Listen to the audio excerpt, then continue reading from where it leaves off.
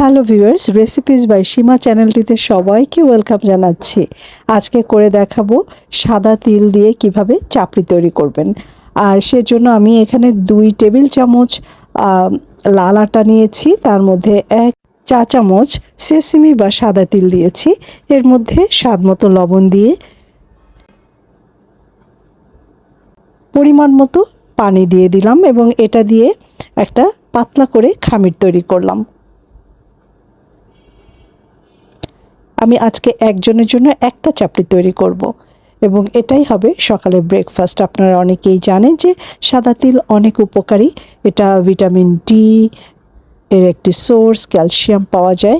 যাদের কোমর ব্যথা, পায়ে ব্যথা, তারা কিন্তু ইজিলি এই সাদা তিলটা দিয়ে এভাবে একটা রুটি বানিয়ে সকালে খাওয়ার অভ্যাস তৈরি করতে পারেন।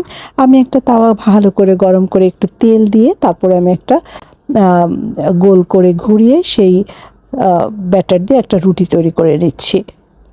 আপনারা যদি তেলটা স্কিপ করতে চান, এক্ষেত্রে নন স্টিকি যে ফ্রাই প্যানগুলো পাওয়া যায় সেটা ভাজলেই আর নিচে লেগে যাবে না। আমি লেগে যাওয়া না যায় সেজন্য একটু তেল ইউজ করেছি।